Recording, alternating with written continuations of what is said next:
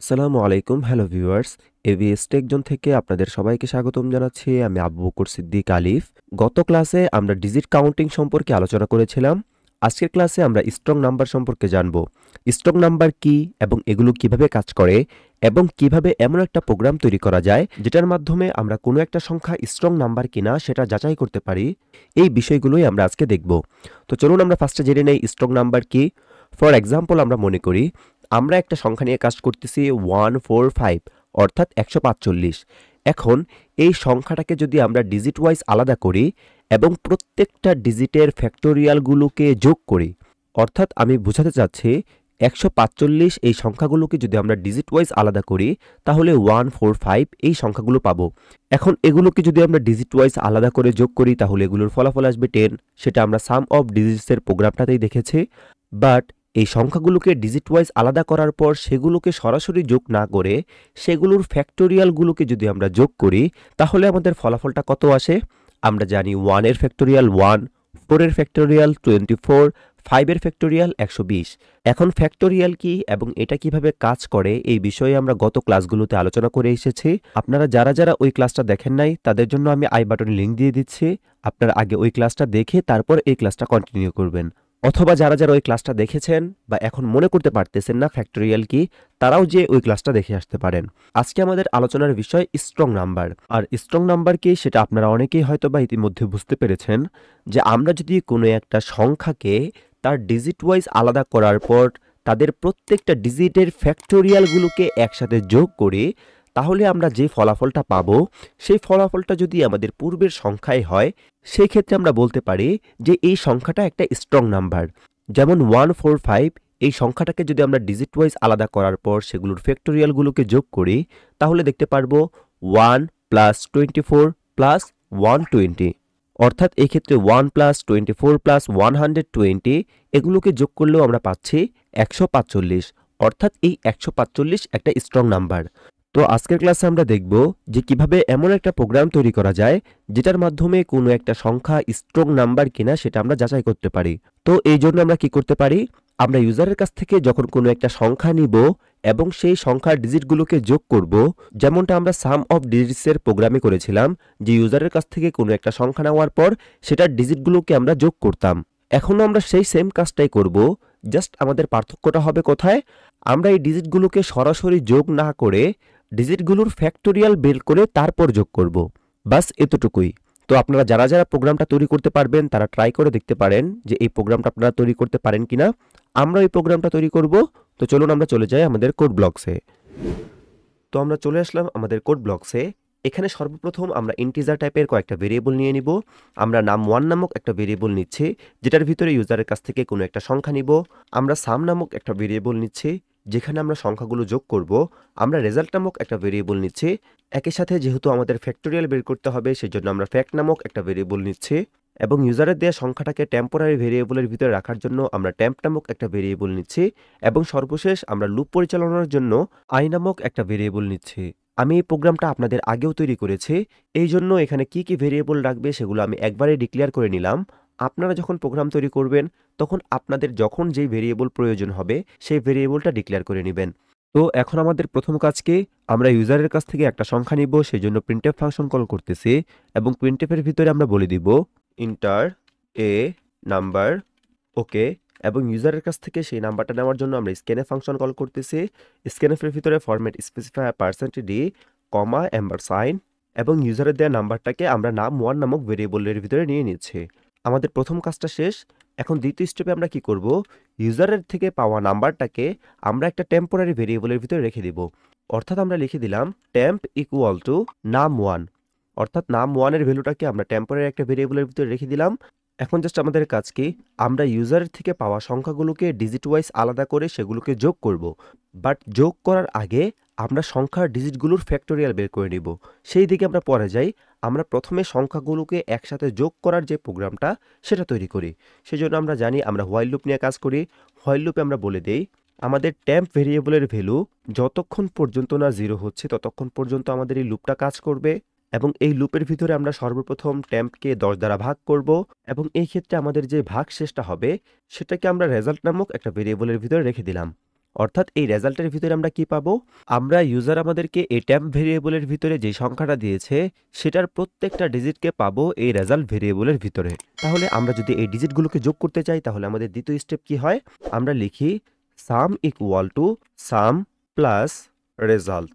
ওকে, এবং 3 নম্বর স্টেপে আমরা কি করি, আমরা টেম্পের ভ্যালুটাকে 10 দ্বারা ভাগ করার পর যে ভাগফলটা হয় সেটাকে আবার এই টেম্প ভেরিয়েবলের ভিতরেই রেখে দেই। আশা করি বিষয়টা বুঝতে পেরেছেন যে এখানে কি করা হলো, ইউজার আমাদেরকে টেম্প ভেরিয়েবলের ভিতরে একটা সংখ্যা দিবে, সেই সংখ্যার ডিজিটগুলোকে আমরা আলাদা করলাম এবং সেগুলোকে একসাথে যোগ করলাম, যেমনটা আমরা সাম অফ ডিজিটসের প্রোগ্রামে করেছিলাম। আর এখানে আমরা সাম অফ ডিজিটসের প্রোগ্রামটাই তৈরি করেছি। জাস্ট এখন আমাদের কাজ কি, আমরা ইউজারের থেকে পাওয়া সংখ্যার ডিজিটগুলোকে একসাথে যোগ করার আগে সেগুলোর ফ্যাক্টোরিয়াল বের করব এবং ফ্যাক্টোরিয়াল বের করে সেগুলোকে যোগ করব। জাস্ট আমাদের এই সাম অফ ডিজিটসের ক্ষেত্রে কি হচ্ছিল, আমাদের এই রেজাল্টের ভিতরে ইউজারের এক একটা ডিজিট আসতেছিল এবং এই ডিজিটগুলোকে আমরা একসাথে যোগ করতেছিলাম এবং সেই ফলাফলটাকে আমরা সামের ভিতরে রেখে দিচ্ছিলাম। এখন জাস্ট আমরা কি করব, আমরা ইউজারের কাছ থেকে এই ডিজিটগুলো পাওয়ার পর সেগুলোর ফ্যাক্টোরিয়াল বের করব এবং তারপর সেগুলোকে একসাথে যোগ করব। অর্থাৎ এই ক্ষেত্রে এই সংখ্যাগুলোকে একসাথে যোগ করার আগে একটা স্টেপ আমাদের ফলো করতে হবে, যেই স্টেপের মাধ্যমে আমরা এই রেজাল্টের ভিতরে থাকা ডিজিটগুলোর ফ্যাক্টোরিয়াল বের করে নিব। আর ফ্যাক্টোরিয়াল বের করার জন্য আমরা জানি আমাদের একটা লুপ নিয়ে কাজ করতে হয়। কেন আমাদের লুপ নিয়ে কাজ করতে হয়, কারণ আমরা মনে করি এই রেজাল্ট ভেরিয়েবলের ভিতরে আমরা একটা ডিজিট পেলাম 4, এই ক্ষেত্রে এই 4 এর ফ্যাক্টোরিয়াল কত হবে, 1 ইন্টু 2 ইন্টু 3 ইন্টু 4। এই ক্ষেত্রে 1 থেকে 4 পর্যন্ত প্রত্যেকটা সংখ্যা আমাদের প্রয়োজন। যে বিষয়টা আশা করি আপনারা যারা ফ্যাক্টোরিয়ালের ক্লাসটা দেখেছেন তাদের কাছে একদম ক্লিয়ার। তো আমরা একটা ফর লুপ নিয়ে নিচ্ছি এবং এই ফর লুপের ভিতরে আমরা বলে দিব আমাদের লুপটা চলবে 1 থেকে, অর্থাৎ আমরা বলে দিলাম i ইকুয়াল টু 1, এবং এই ক্ষেত্রে আমাদের লুপটা চলবে কতক্ষণ পর্যন্ত, আমাদের লুপটা আমাদের এই রেজাল্টের ভ্যালু পর্যন্ত চলবে। অর্থাৎ যখন আমাদের এই রেজাল্টের ভিতরে যেই মান থাকবে সেই মান পর্যন্ত আমাদের এই লুপটা চলবে। অর্থাৎ আমরা বলে দিব i এর ভ্যালু যতক্ষণ পর্যন্ত না রেজাল্টের সমান হচ্ছে ততক্ষণ পর্যন্ত এই লুপটা কাজ করবে এবং আমাদের লুপটা আপডেট হবে 1 1 করে, অর্থাৎ i++। এখন জাস্ট এই লুপের ভিতরে আমাদের কাজ কি, এই লুপের ভিতরে আমরা এই সংখ্যাগুলোকে একসাথে গুণ করব, অর্থাৎ সংখ্যাগুলোর ফ্যাক্টোরিয়াল বের করব। আর ফ্যাক্টোরিয়াল নির্ণয়ের জন্য আমরা অলরেডি ফ্যাক্ট নামক একটা ভেরিয়েবল ডিক্লেয়ার করে রেখেছি। আমরা এখানে লিখে দিব fact equal to fact into i। এখন ফ্যাক্টোরিয়াল বের করার জন্য আমরা এই লেখাটা কেন লিখি, যারা ফ্যাক্টোরিয়ালের ক্লাসটা করেছেন আমি আশা করি তাদের কাছে এই বিষয়টা একদম ক্লিয়ার। আমি আবারও বলতেছি, আপনারা যারা ফ্যাক্টোরিয়ালের ক্লাসটা দেখেন নাই তারা আগে ওই ক্লাসটা দেখে আসবেন। আমি উপরের আই বাটনে ওই ক্লাসের লিঙ্কটা দিয়ে দিচ্ছি, তাহলে এই বিষয়গুলো আপনাদের বুঝতে খুবই সুবিধা হবে। তো বলা যায় আমাদের মূল কাজটা শেষ। আমাদের কাজ ছিল এই রেজাল্টের ভিতরে আমরা যে ডিজিটগুলোকে পাচ্ছি সেগুলোর ফ্যাক্টোরিয়াল বের করা, যে কাজটা আমরা করে ফেললাম। আর এই ফ্যাক্টোরিয়াল বের করার পর সেগুলোকে আমরা কি করব, আমরা একসাথে যোগ করব। অর্থাৎ আমরা এখানে সাম অফ ডিজিটসের যে প্রোগ্রামটা, এই প্রোগ্রামে কি করেছি, এখানে ডিজিটগুলোকে একসাথে যোগ করেছি। এই ডিজিটগুলো ছিল আমাদের এই রেজাল্ট ভেরিয়েবলের ভিতরে। আর এখন আমরা কি করলাম, এই রেজাল্ট ভেরিয়েবলের ভিতরে যে ডিজিটগুলো আছে সেগুলোর ফ্যাক্টোরিয়াল বের করলাম। আর ফ্যাক্টোরিয়াল বের করার পর এই ফ্যাক্টোরিয়াল ভ্যালুটা আছে কোথায়, আমাদের এই ফ্যাক্ট নামক ভেরিয়েবলের ভিতরে। অর্থাৎ এই ক্ষেত্রে আমরা ডিজিটগুলোকে যোগ না করে ডিজিটগুলোর ফ্যাক্টোরিয়াল ভ্যালুকে যোগ করব। অর্থাৎ এখানে রেজাল্টের পরিবর্তে আমরা লিখে দিব ফ্যাক্ট। আশা করি বিষয়টা বুঝতে পেরেছেন যে এখন কি হলো, এই সামের ভিতরে আমাদের এই ডিজিটগুলোর ফ্যাক্টোরিয়াল ভ্যালুগুলো একসাথে যোগ হবে। এখন জাস্ট আমাদের কাজ কি, আমাদের কাজ হলো ইউজার আমাদেরকে যে সংখ্যাটা দিয়েছে সেই সংখ্যাটা স্ট্রং নাম্বার কিনা সেটা আমরা যাচাই করে দেখব। আর সংখ্যাটা স্ট্রং নাম্বার হবে কখন, যখন আমরা দেখব যে ইউজার আমাদেরকে প্রথমে যে সংখ্যাটা দিয়েছিল সেই সংখ্যাটা এবং আমরা সর্বশেষ এই সামের ভিতরে যে ফলাফলটা পেলাম সেই ফলাফলটা এই দুইটা সংখ্যায় সেম হয়ে যাচ্ছে, তখন আমরা বুঝবো যে এটা একটা স্ট্রং নাম্বার।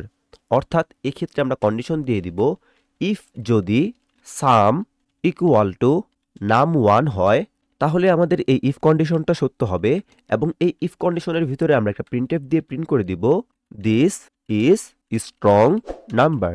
এবং সেটা যদি না হয় সেক্ষেত্রে আমাদের ইলস কাজ করবে এবং ইলসের আন্ডারে আমরা একটা প্রিন্টএফ নিব এবং এই প্রিন্টএফের ভিতরে আমরা বলে দিব this is not a strong number.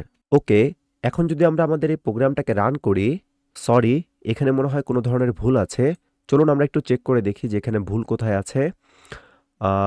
হ্যাঁ, এখানে স্ক্যানএফ বানানটা আমার সঠিক হয় নাই, এখানে স্ক্যানএফ SCAN হবে, SCANF। ওকে ফাইন, আর কোথাও ভুল আছে কিনা একটু যাচাই করে দেখি।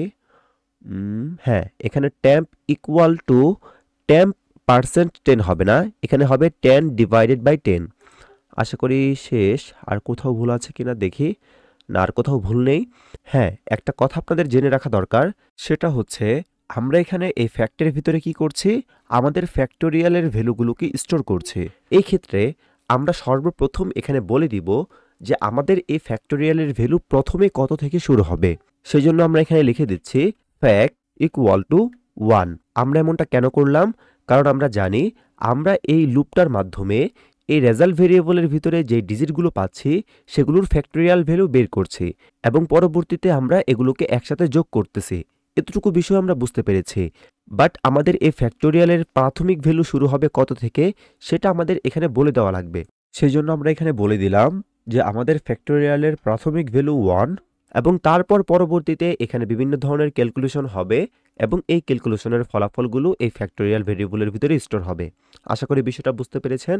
তো চলুন এখন আমরা আমাদের এই প্রোগ্রামটাকে রান করি। আমরা এই প্রোগ্রামটাকে রান করলাম, ইয়েস দিয়ে দিলাম। এখন দেখি আমাদের এই প্রোগ্রামটা সঠিকভাবে কাজ করে কিনা। আমরা দিয়ে দিচ্ছি 145, ইন্টার দেওয়ার পর দেখতে পারবো দিস ইজ স্ট্রং নাম্বার। আমরা প্রোগ্রামটাকে আরেকবার রান করি। আমরা প্রোগ্রামটাকে আরেকবার রান করলাম এবং যে কোনো সংখ্যা দিয়ে দিই। আমরা দিয়ে দিলাম 135, এন্টার দেওয়ার পর দেখতে পারবো this is not a strong number. তো ডিয়ার ভিউয়ার্স, আশা করি কোনো একটা সংখ্যা স্ট্রং নাম্বার কিনা সেটা কিভাবে যাচাই করতে হয় এবং কিভাবে এটা যাচাই করার জন্য একটা প্রোগ্রাম তৈরি করতে হয় সেই বিষয়টা আপনারা বুঝতে পেরেছেন। আজকের ক্লাসটা এই পর্যন্তই থাকবে।